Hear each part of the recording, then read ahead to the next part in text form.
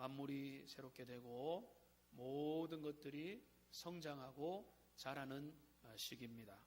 하나님께서 우리 성도들의 모든 마음들을 새롭게 하시는 은혜가 있기를 주님의 이름으로 축복합니다.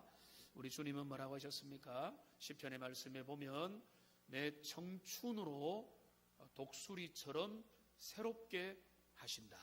우리의 심령을 새롭게 하시는 하나님께서 우리의 마음을 새롭게 하시고 그리하여 새롭게 주님을 바라보고 성장해 나가는 성장과 성숙과 발전을 향해 나아가는 하나님의 사람들 되시기를 바랍니다. 오늘은 계속해서 시험과 관련된 야고보서의 말씀을 함께 살펴보겠습니다. 제가 12절을 읽을까 안 읽을까 고민을 많이 하다가 뺐죠. 우리의 대부분의 성경은 12절부터 18절까지가 한 묶음으로 되어 있지만은 이 12절은 사실은 앞에 있는 2절부터 4절까지의 말씀과 깊이 연결되고 이미 그 설교를 했기 때문에 좀 다른 차원의 주제를 다시 다루는 13절부터 18절까지의 내용으로 오늘 살펴보기 원합니다. 우리 인생에 시험은 시시각각 찾아옵니다. 그래서 시험이 없는 인생은 없습니다. 크고 작은 시험과 환난을 우리가 피할 수가 없는 것입니다. 중요한 것은 내게 시험이 있느냐 없느냐가 중요한 것이 아니라 그 시험을 어떻게 맞아들이고 어떤 자세로 감당하고 치르느냐라고 하는 것이 하나님의 관심사고 우리가 그 부분에서 여러 가지 승패가 결정나고 우리의 삶의 수준이 결정되는 것입니다. 어떤 사람들은 시험 앞에 맥없이 무너집니다. 어떤 사람은 그 시험을 잘 견디고 어떤 사람은 시험을 잘 다루어 승리합니다. 우리에게 시험은 우리가 피할 수 없지만 우리에게 다가오는 제가 야고보서 다루면서 말씀드렸죠. 누구에게나 언제라도 어떤 방식으로도 시련과 시험이 다가올 때에 그 시험과 시련을 내가 결정할 수 없지만 그러나 그것을 내가 잘 다루어서 하나님 앞에 성장하고 성숙해가는 하나님의 사람들 다 되시기를 주님의 이름으로 축복합니다. 이 부분에 대해서 정리를 한번 해봤습니다. 이 이제 시험에 대한 건데요. 오늘 13절 14절에 보면 본격적으로 4번이나 나오는 표현이 뭔가 하면 시험을 받을 때에 라고 하는 표현입니다. 13절에 3번이나 나오죠. 사람이 시험을 받을 때에 하나님께 시험을 받는다 하지 말라. 하나님은 악에게 시험을 받지 아니하신다. 시험을 받는다는 표현이 13절에 3번이나 나오고 14절에 각 사람이 오직 시험을 받는 것은 이라고 하니까 여기 4번이나 나오는 오늘 우리가 다룰 이 주제에는 뭔가 하면 시험을 받을 때에 라고 하는 주제인 겁니다. 자, 그러면 우리에게 너희가 시험을 받지 말라. 시험을 받을 때에 라고 하는 이 부분에 대해서 시험에 대해서 교통 정리를 하면 크게 3가지로 정리가 될 수 있다고 봅니다. 먼저는 시험을 만나는 것, 그리고 그거를 시험을 당한다라는 표현으로도 사용할 수가 있죠. 2절에 보시면 형제들아 너희가 여러 가지 시험을 당하거든. 이거는 뭔가 하면 시험을 만나는 겁니다. 이거는 객관적이고 우리가 그저 시험 앞에 노출되는 것이죠. 시험 문제를 보게 되는 겁니다. 이게 첫 번째 시험을 만난다라는 것입니다. 그 다음에 두 번째는 뭔가 하면 시험을 견디고 이기고 승리하다라고 하는 표현들입니다. 시험을 만났을 때에 그거를 긍정적으로 믿음으로 인내하면서 견디고 감당하고 승리하고 극복하고 넘어선다. 이 두 번째 중요한 시험에 관련된 표현이 있죠. 그 다음에 중요한 게 오늘 우리가 다룰 주제가 뭔가 하면 시험에 빠져드는 게 있죠. 이게 뭔가 하면 시험에 들다, 시험에 빠지다, 시험에 넘어지다 라고 하는 시험 문제 앞에서 빠져들어서 넘어지고 실패하는 경우가 있는 것입니다. 그러니까 우리가 시험에 있어서 시험이 객관적으로 옵니다. 그리고 그 시험을 우리의 성도의 입장에서 보면은 두 가지가 되는 거죠. 시험을 잘 견디고 감당하고 이기거나 아니면은 시험에 빠져들어서 하나님 앞에서 우리 장로님 기도하신 것처럼 점점 멀어지는 삶으로 나가고 그 시험의 유혹 앞에서 패배하게 되거나 이게 이제 있다는 것이죠. 그래서 오늘 우리의 읽었던 이 본문에서 무엇을 다루는가 하면 세 번째 부분을 주로 말하고 있는 것입니다. 너희가 시험을 만날 때 시험에 빠지지 말라. 시험을 만날 때 시험 들지 말라. 시험을 당할 때에 그 시험 앞에 긍정적으로 인내하면서 믿음으로 나가라. 이거는 2절부터 크게 보면은 8절까지 그 내용을 말씀했고 오늘의 주제는 조금 그 결을 다르게 뭔가 하면 사람이 시험을 당하는 이유와 내면의 상태 그리고 그 원인과 본질이 어떤 것이냐라고 하는 것을 여기에서 다루고 있는 것입니다. 그러니까 우리가 이 부분을 영적인 눈을 떠서 한번 주님 앞에 교통정리를 잘 하면 좋겠는데 사람은 누구든지 시험을 만나게 되어 있습니다. 그런데 여기에 그 시험을 만나는 것은 누구에게나 어떻게 알 수 없는 시험을 만나는데 여기에 대한 대처법은 크게 두 가지라는 거죠. 시험을 잘 견디고 이기며 승리하며 극복하며 하나님이 원하는 선한 소망의 열매, 인내 열매, 연단의 열매, 성품의 열매를 맺어가는 삶을 살거나 아니면은 전혀 그렇지 못하고 그 시험 속에 미끄러져서 하나님이 원하지 않는 삶을 살거나 라고 하는 그 부분에 있어서 오늘 야고보는 그 부정적인 측면, 시험에 빠져드는 문제에 대해서 주님이 우리에게 중요한 내용을 다루고 있는 것입니다. 시험을 잘 치루라. 너희가 사람들이 시험에 빠지는 그 원인과 이유를 잘 살펴서 너희가 한번 잘 판단을 해보라 라고 말하고 있는 것입니다.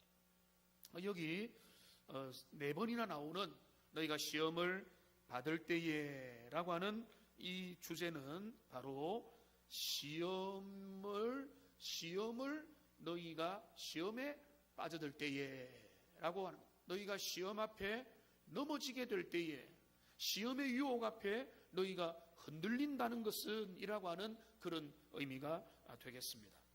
우리가 세상에 좀 이제 수능 만점을 받는다든지 공부에 탁월한 업적을 보여주는 사람이나 아니면 공부를 많이 한 그들의 이제 지론 중에 하나는 뭔가 하면 주로 하는 말이 문제 속에 답이 있다라고 하는 말을 자주 합니다.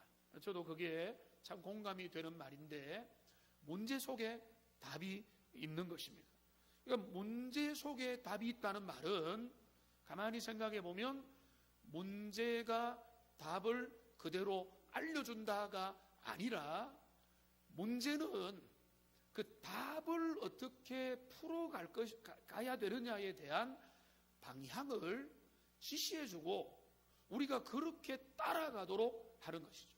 근데 우리가 문제를 잘 안 읽고 문제의 내용을 간파를 안 하고 그저 내가 이거 맞겠지 하면은 나중에 보면 틀려 있는 거죠. 그러니까 우리가 어떤 시련이 올 때에 시험이 올 때 유혹이 올 때 미혹이 오고 여러 가지 우리의 삶에 여러 가지 어려운 문제들이 다가올 때에 그 문제를 통해서 그러니까 공부만이 해당되는 게 아니죠. 공부든 인생이든 신앙생활이든 우리에게 다가오는 그런 여러 가지 문제들을 그러니까 이런 것이죠. 그 문제를 하나님이 어떻게 다루시기를 원하는가?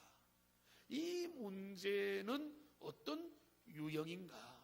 어떻게 우리의 믿음의 선배들은 이런 문제들을 풀어 나갔는가? 우리는 어떻게 이것을 헤쳐나가야 되느냐? 나는 지금 어떤 결정, 어떤 생각, 어떤 판단을 해야 되느냐라고 문제를 만날 때마다 마음을 열고 아주 그 미세먼지가 제거된 그런 마음으로 그 모든 것들을 잘 바라볼 수 있으면 좋겠다는 것입니다.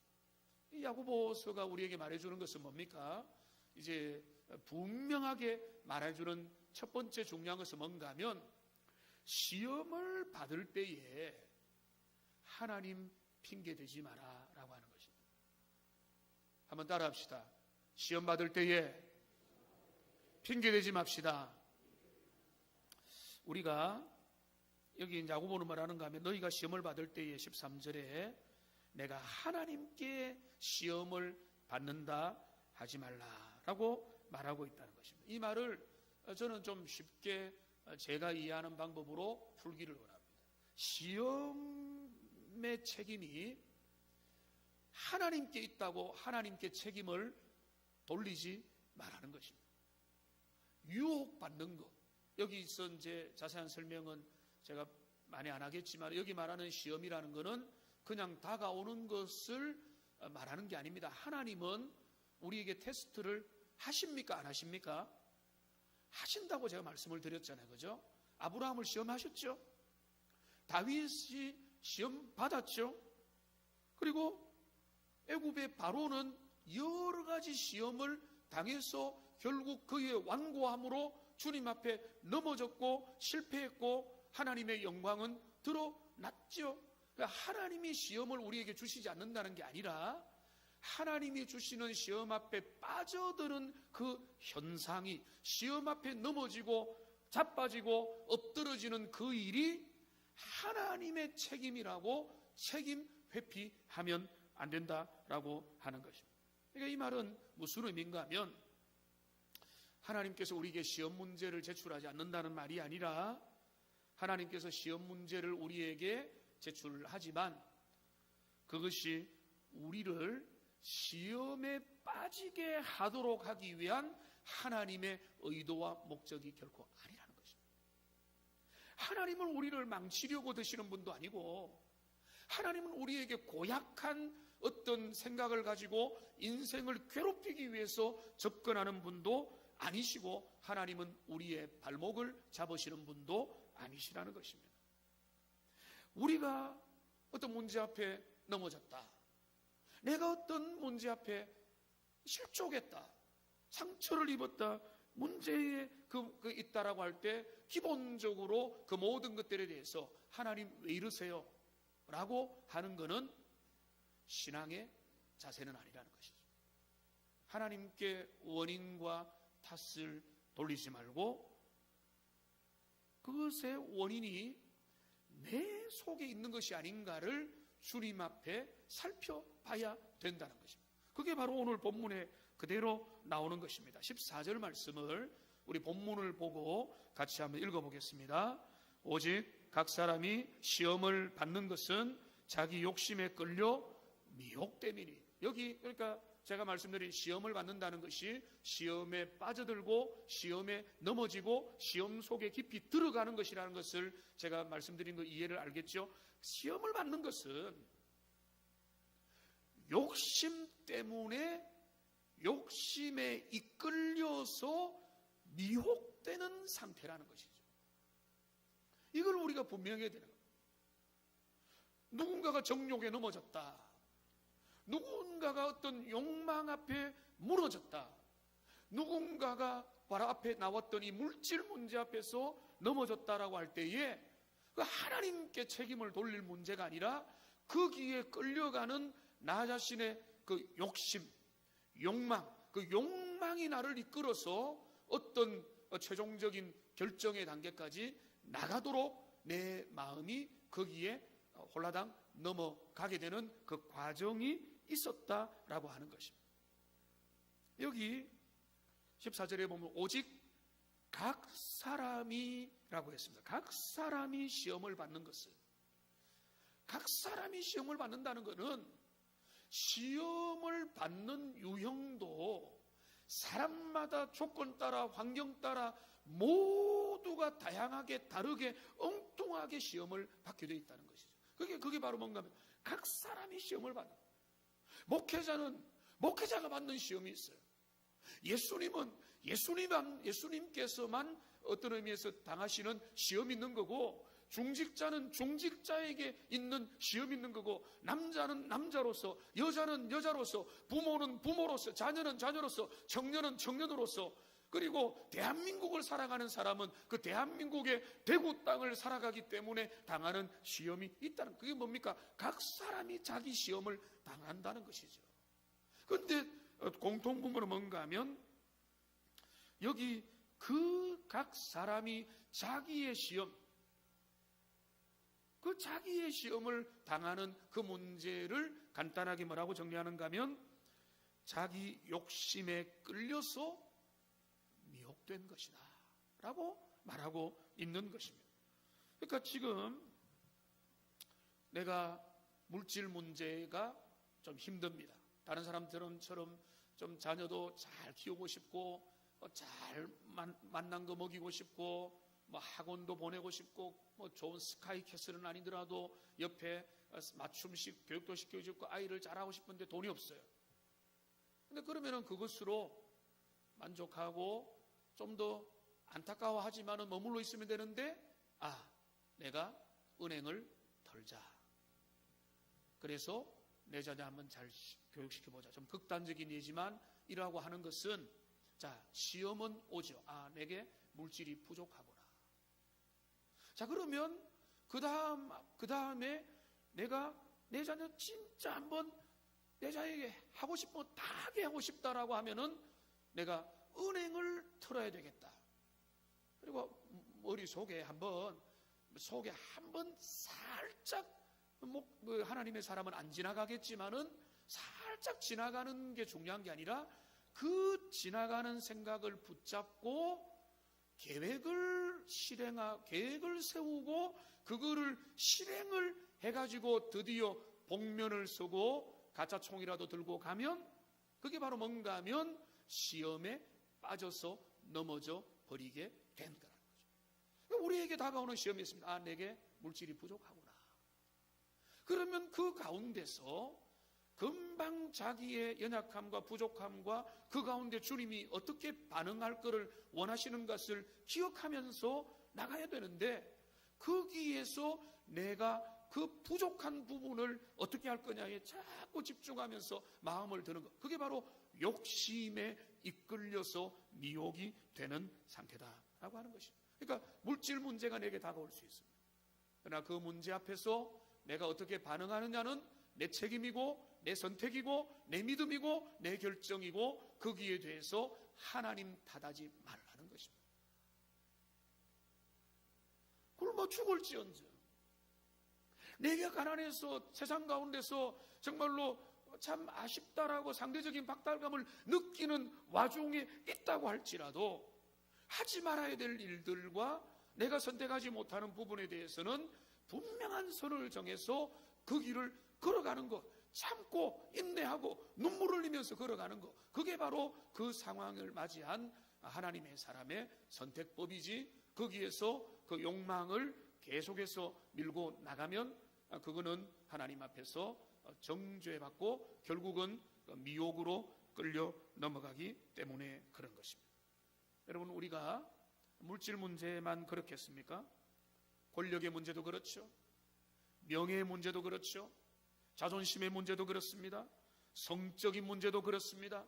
우리의 삶에 또 여러 가지 학력과 스펙과 우리의 삶의 질과 세상 가운데서 상대적으로 바라보는 모든 것도 그런 것입니다.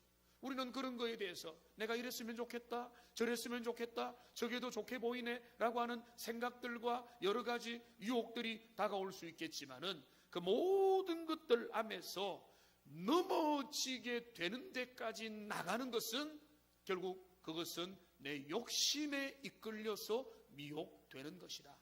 여러분, 이것에 대해서 하나님 핑계대지 말고 세상을 탓하지 말고 주님 앞에서 나 자신을 정식으로 직면해서 하나님의 말씀 앞에서 내 영혼을 감찰하고 깨끗하게 살펴가는 하나님의 사람들 되시기를 주님의 이름으로 축복합니다. 오늘 주님은 우리에게 말씀을 통해서 그 이야기를 우리에게 해주고 있는 것입니다. 한 번 더 말씀드립니다. 하나님은 뒤에서 우리가 어떤 문제 앞에 걸려 넘어지면은 고소하게 여기면서 뒤에서 웃으시는 분이 절대 아니십니다. 하나님은 우리를 사랑하시고 하나님의 자녀들에게 좋은 것 주시기 원하고 우리에게 여러 가지 시련과 시험을 만날 때에 하나님을 의지하고 후히 주시고 꾸짖지 아니하시는 하나님을 신뢰하면서 믿음으로 나가기를 원하고 하나님 앞에서 이 시련 다음에 있게 될 거룩하고 긍정적인 목적을 바라보기를 원하는 게 우리 주님의 마음이지, 우리 주님이 야비하고 비겁하고 아주 가학적인 그런 분이 절대 아니라는 것을 신뢰하고, 우리가 넘어진다면, 우리가 무너진다면, 우리가 시험 앞에 무너지는 것은 내 책임이고 하나님의 탓을 하면 안 된다. 여러분, 하나님 탓하지 않는 저와 여러분들 되시기를 소망합니다. 그렇다면요, 마귀 탓을 하는 건 어떨까요? 그거는 되겠습니까? 안 되겠습니까? 그것도 안 되는 것입니다. 자, 마귀가 시험하는 거 맞죠? 하나님이 우리에게 거룩한 목적을 위해서 테스트하기도 하지만은 마귀도 에덴 동산에 아담과 하와를 찾아온 것처럼 마귀가 우리 인생에 시험하는 것도 맞지만은, 그러나 우리가 시험에 유혹에 넘어갔을 때에 마귀를 탓하는 것으로 해결책이 될 수가 없는 겁니다. 아담이 하와에게 죄의 책임을 전가시키고, 하와는 어떻게 했습니까? 하나님이 만드신 저 아내에게, 그리고 아내는 하나님이 지으신 피조물인 뱀이 내게 와서 이렇게 속삭였다. 그거는 하나의 작은 그 근거는 될 수 있겠지만은 우리의 삶의 유혹에 넘어지고 죄에 넘어지고 우리가 실족한 것에 대한 최종 원인이 될 수가 없는 것입니다. 우리가 실족한 것은 우리의 유혹 때문이고, 유혹에 이끌린 우리의 연약함 때문이고, 우리가 죄 가운데 넘어진 우리의 부족함 때문이라는 것을 우리는 창세기의 사건에서 볼 수 있는 것이고, 오늘 우리가 우리를 정면으로 대면해 볼 수가 있는 것입니다. 자, 그런데 오늘 야고보가 너무나 하나님의 말씀이 정밀하고 아름답고 정말로 뭐라고 할까요? 정말 깊은 것은 이 그 유혹에 이끌려서 미혹되었다, 욕심에 이끌려서 미혹되었다라고 하는 것으로 정리하고 끝내는 것이 아니라, 욕심에 이끌려서 미혹되는 것을 오늘 15절에서 좀 더 자세하게 어떤 심리학자, 어떤 상담학자, 어떤 폐부를 가르는 그 심리학자도 다룰 수 없는 깊은 내면의 우리의 삶의 상태를 15절에서 다루고 있는 것입니다. 자, 15절을 같이 한번 읽어보겠습니다. 욕심이 잉태한 즉 죄를 낳고, 죄가 장성한 즉 사망을 낳느니라. 그러니까 여기 14절에서는 욕심이 나를 이끌어서 미혹으로 갔다라고 하는 좀 이제 아주 대략적인 이야기를 했는데, 이거를 15절에서 풀어주는 겁니다. 어떻게 풀어주는가 하면, 이게 어떤 말을 할까요? 한 사람의 탄생과 출산과 임신과 출산과 성장이라고 하는 너무나 쉬운 비유로 우리의 삶의 무너짐의 모습을 그려주고 있는 거예요. 여기 뭐라고? 욕심이 잉태를 하여서 죄라고 하는 자녀를 낳고, 죄라는 자녀가 자라가지고 사망이라고 하는 제일 좋지 못한 결과에 도달하게 된다라고 말하고 있는 것입니다. 그러니까 여기에서 우리에게 정말로 말해주는 중요한 것이 뭔가 하면, 이 욕심이 초반부에서 정리가 안 되면 반드시 파멸의 결과를 향해서, 아주 좋지 못한 결과로 향해서 나가게 된다라고 하는 것을 우리에게 말해주고 있는 것입니다. 그러니까 욕심이 그 속에서 욕심이 잉태한 적이라고 말하고 있죠. 욕심이 잉태한. 여기 잉태하다는 것은 임신입니다. 한 10개월 동안에 그 욕심의 생각, 정욕의 생각, 육신의 생각, 사망의 생각, 하나님이 기뻐하지 않는 생각, 음란과 정욕과 담심과 이기심과 질투와 경쟁심과 하나님이 원하지 않는 그 마음들이 그 속에서 잠시 나를 스쳐 지나가는 게 아니라 그 안에서 내 속에서 잉태가 되어가지고 나의 죄된 옛성품과 잉태가 되어가지고 그대로 임신이 되면, 이 임신이 되면은 먹는 족족 어떻게 됩니까? 그 속에서 내 안에서 성장이 일어나는 거죠. 어제 강사 목사님 말로 하면은 요즘에 제가 생각을 안 해봤는데 요즘에 태어나는 아이들은 머리에 숨구멍이 거의 닫혀서 태어나고 검은 머리가 다 나는 대로 태어난다는 거예요. 그게 이제 그 과학적 이론이 산모들이 너무 잘 먹어가지고 건강 상태가 좋아가지고 속에서부터 튼튼하게 자라게 되어서 이제는 출산하고 난 다음에 사망률이 급히 줄어들게 되었다. 뭐 이런 이야기를 하는데 그런 거하고 똑같은 건데 정반대로 부정적으로 생각해 보면 우리의 마음속에 있는 그 부정적인 욕망과 욕심들이 나를 스쳐 지나가는 게 아니라 은행 한번 털어야 되겠다는 것이 가만히 그냥 지나가고 저럴 수도 있겠네가 아니라 내 가운데 있는 어떤 욕심들이 계속해서 내 안에서 뭔가 자라게 되면, 그 욕심이 자라게 되면 뭐가 결국은 나오게 되는가 하면 죄라는 게 나오게 되고, 그 죄라는 게 나와서 죄가 쓴 뿌리가 자라나게 되면은 결국은 뭔가 하면은 사망이라고 하는 제일 좋지 못하는 파멸을 향해서 나갈 수밖에 없게 되는, 그러니까 그 경로가 이미 정해진 제일 좋지 못한 방향으로 무조건 가게 된다는 것입니다. 그러니까 죄의 결과는 사망이요. 이거를 저는 어떻게만 생각했는가 하면 결국 하나님 앞에 사망하고 죽게 되고 심판받는다, 이런 쪽으로만 생각을 했는데 이 말씀을 보니까 그게 아니라 죄는 그 경로를 따라서 가서 사망이라는 데까지 드디어 도착하게 만드는 강력한 힘이 있다. 그리고 그 뿌리는 뭔가 하면 마음에 있는 욕망이다라고 주님이 말해주고 있는 것입니다. 이 내용이 얼마나 무섭고 얼마나 우리 자신을 주님 앞에 대면을 해야 되는 것입니까? 사람이 욕심이 그 마음에서 자라나서, 이 욕심은 다양한 것이 있습니다. 갈라디아서 5장에 나중에 보시면은 성령의 열매 앞에 있는 육체의 일들, 그 목록들이 다 욕심입니다. 이 욕심이 자라나서 죄를 탄생시키고, 죄가 탄생된 죄는 점점 영향력을 일으켜서 성장해서 사망이라고 하는, 파멸이라고 하는, 실패라는 쪽으로 종착역을 맞이하게 되는 것이라. 여러분이 하와 사건을 떠올려 봅시다. 하나님께서 하와에게 아담에게 말씀하셨습니다. 동산 중앙에 있는 선악을 알게 한 나무의 실과는 먹지 말라. 먹는 날에는 정령 죽으리라. 자, 오늘 본문의 원리를 그대로 적용을 해봅시다. 사단이, 속이는 자가, 거짓말하는 자가, 뱀이 그에게 왔습니다. 아니야, 먹으면 눈이 밝아지고 하나님같이 될 것이다. 하나님이 거짓말한 거라고 했습니다. 그때부터 마음이 흔들렸습니다. 그런데 그 마음이 흔들렸을 때 그때 하와는 하나님 앞에 어떻게 할 수가 있었습니까? 사탄아, 물러나라.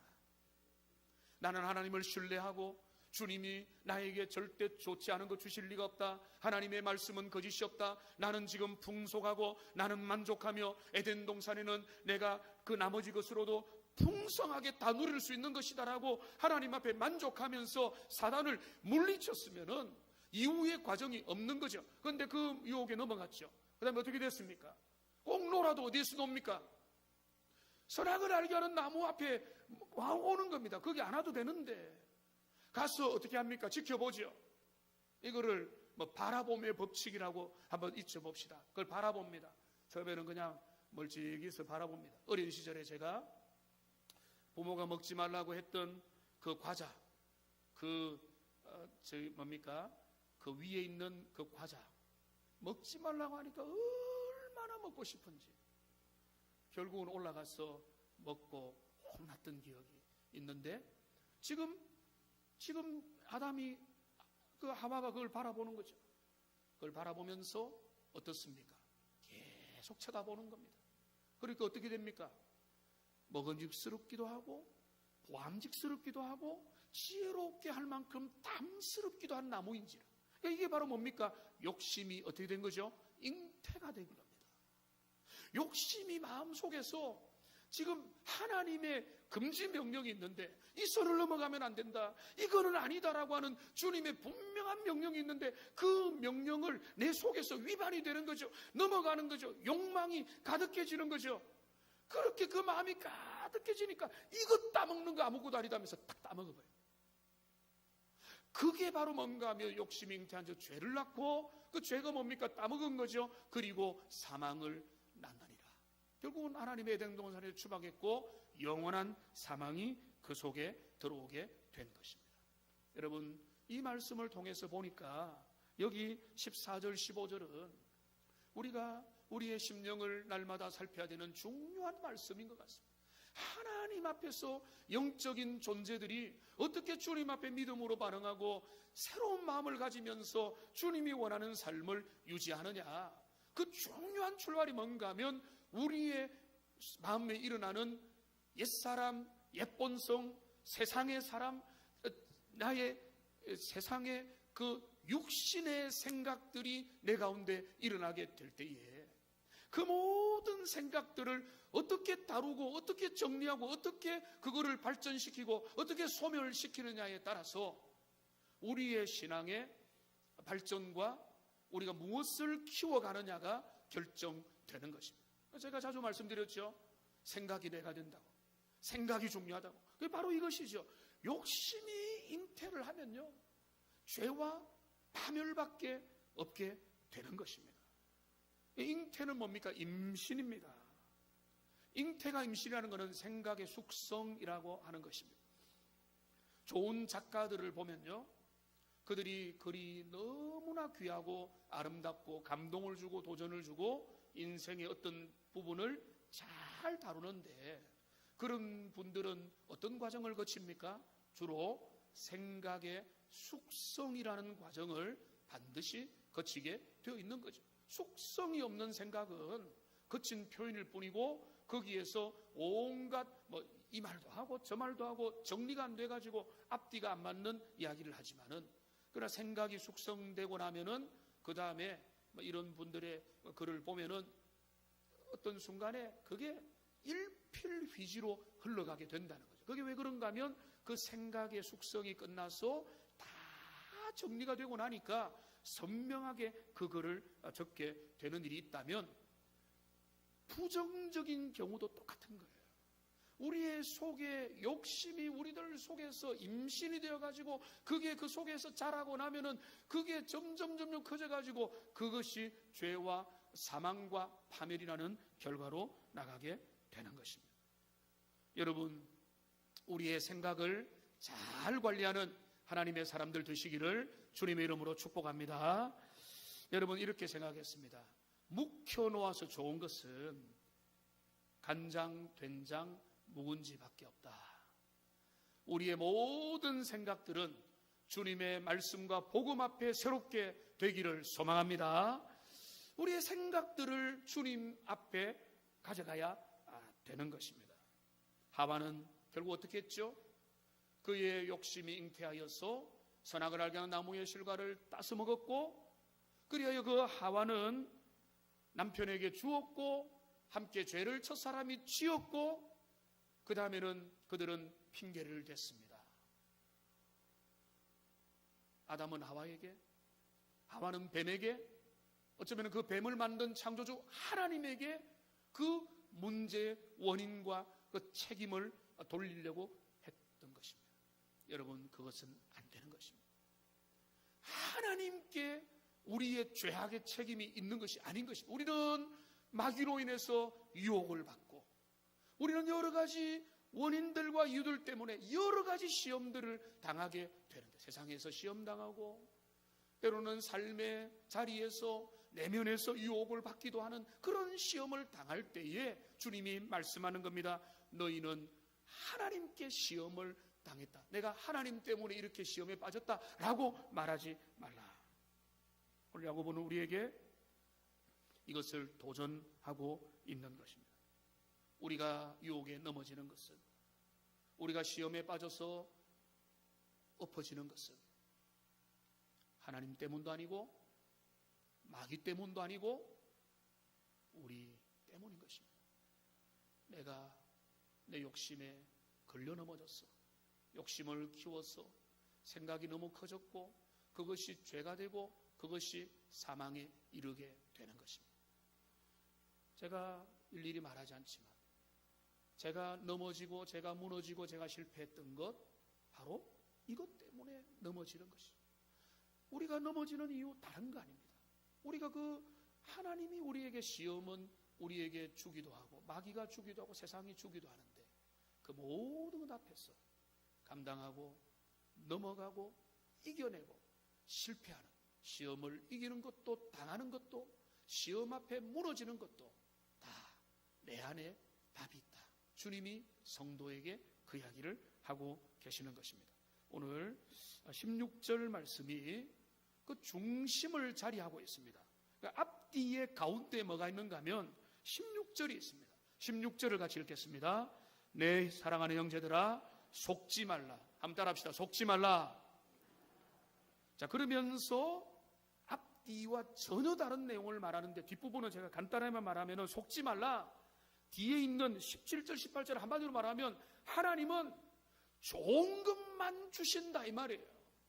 여기 17절에 있는 온갖 좋은 은사와 온전한 선물이 다 아버지부터 온다. 여기 온갖 좋은 은사와 온전한 선물이란 뭔가 하면 좋은 은사라는 것은 선한 주시는 것, 이런 선한 선물, 그리고 온전한 선물은 완전한 선물이라는 겁니다. 그러니까 좋은 것과 온전한 것인데 이거를 자연스럽게 연결하면 선하고 완전한 선물, 이거는 하나님이 주시는 거예요. 하나님이 주시는 것은 선하고 완전한 선물밖에 없다는 거예요.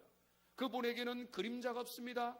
그분에게는 여러 가지 구겨진 모습들이 없습니다. 우리가 인생은 여러분 옆모습을 보면은 그림자가 보이죠. 부모의 모습을 보면은 쓸쓸한 그림자가 보이죠. 때로는 목회자, 설교자, 하나님 앞에 이 강단에 서 있는 목회자를 받으라도 거기에 그림자가 보이지 않을 수가 없죠. 그림자 없을 수 없는 것입니다. 그런데 여기 뭡니까? 하나님에게는 회전하는 그림자가 없다는 말은 가면 하나님은 어디를 돌아보아도 모난 구석이 없다는 것입니다. 응달이 없다는 것입니다. 상처가 없다는 겁니다. 잘못된 것이 없다는 것입니다. 하나님은 언제나 선하시다는 말이죠.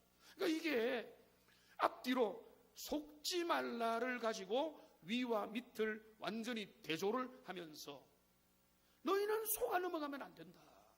너희 인생에 다가오는 모든 부정적이고 잘못된 것들은 너희에게 주는 여러 가지 유혹 앞에 너희가 직면해서 하나님의 선하신 것들만을 바라보고 나가라. 주님이 말씀하고 있는 것입니다.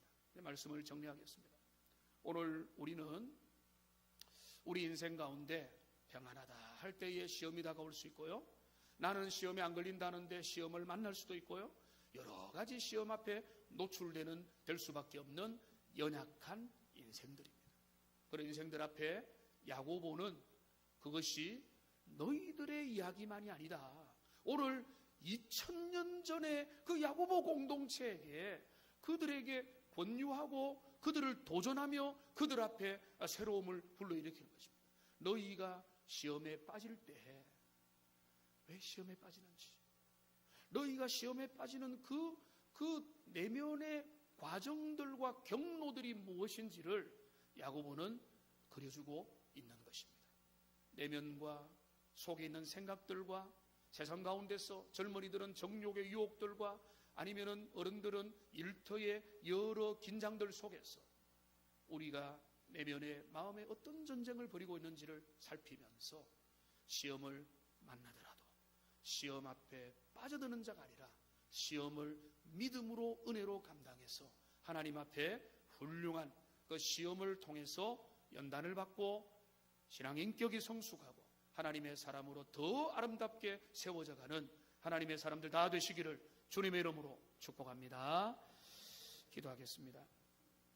살아계신 하나님 아버지, 오늘 주님은